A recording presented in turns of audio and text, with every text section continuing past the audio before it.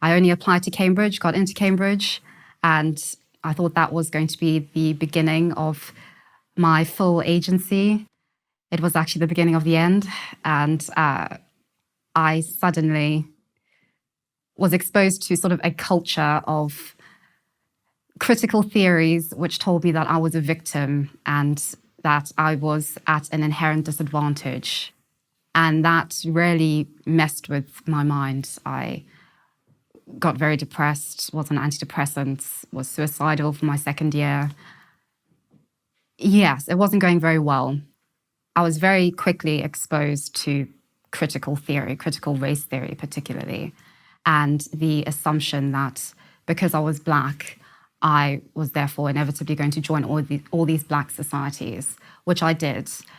But it became very apparent that I was very native African. And because of that, there was a disconnect in terms of our morality, a disconnect in terms of how I saw myself and how they saw me.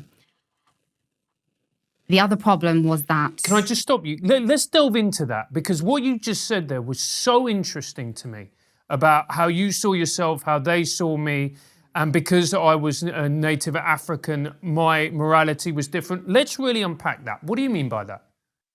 I think in terms of being native African, I think it doesn't, when it comes to me, it doesn't really sort of pertain to sort of the stereotypical native African. I think even in South Africa, it was very different to most Black South African children because I lived and socialized exclusively with white South Africans. Mm.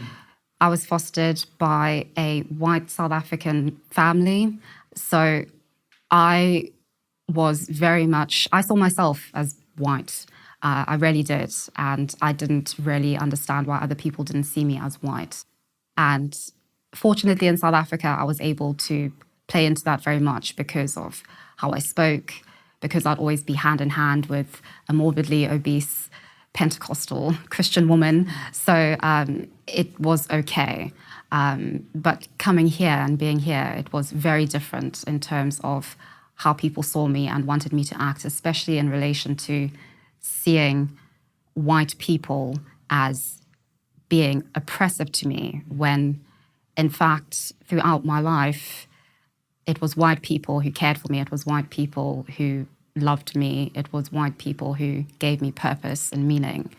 Never in my life did Black South Africans want to foster me, wanted to adopt me. I'd been abandoned by my Black mother. So there was an inherent contradiction in what I was being told, especially at university, and the fact that I was expected to very much assimilate into this narrative and into a community that really conflicted with everything that I believed and had experienced. And as from an outsider's point of view, what do you think about the way we talk about race in this country, the way we perceive it, the way it's, the narratives that are propagated through our society about it? I find it incredibly unfreeing, I think, for a lot of people.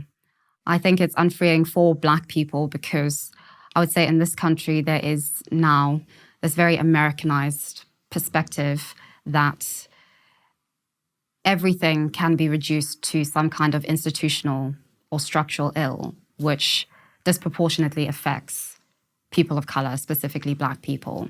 And it doesn't matter about the empirical reality of, for instance, all the Black people who I knew at Cambridge were incredibly wealthy Black people. Some of their parents were famous. You know, they sort of were doing quite well for themselves, had gone to private school, but they were oppressed and they really lived by that identity.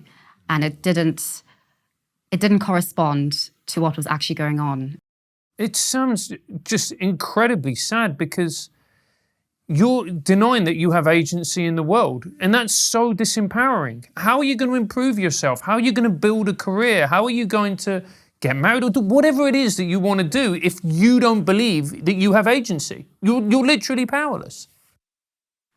Yes. Yes. Yes. Yes, and I definitely, especially when I was at university, I definitely felt that, and I experienced that. I was in despair, like constant despair for days, and I didn't know what to do with myself. I didn't know how I was going to navigate the world, because what was the point? What's the point in trying to do things when inevitably I'm going to fail because I'm Black and the systems and institutions are against me? And you end up fulfilling that prophecy just in yourself. And yes. But that's so remarkable, because you're a young woman who is at Cambridge University, one of the best universities in the world. You get a degree from there, your opportunities are limitless. You can pretty much go into any industry you want, any country you want, and yet you're a victim with, it's just bollocks. Yes. Technical term. Yeah. Yes. It definitely is bollocks. And it was so unhealthy, especially for me, as somebody who didn't get on with the Black people who I was in association with, and they didn't like me as well. It wasn't just one-sided, but I was expected to somehow be in allegiance with these people who I didn't have any personal affinity with, and then not with white people who I actually like culturally had a lot more in common with, sort of was able to, it just made a lot more sense to me. And the consequence of that is that I was called racist and sort of self-hating Black, which is something that I'm always accused of. And I think because people, especially my generation, care a lot about what everybody else thinks, a lot. Even though it's all about sort of me, it's always with the lens of somebody else and everybody else. Oh, but narcissism always needs the supply. Yes. It needs the supply. Yes. That's the good definitely, stuff. Definitely.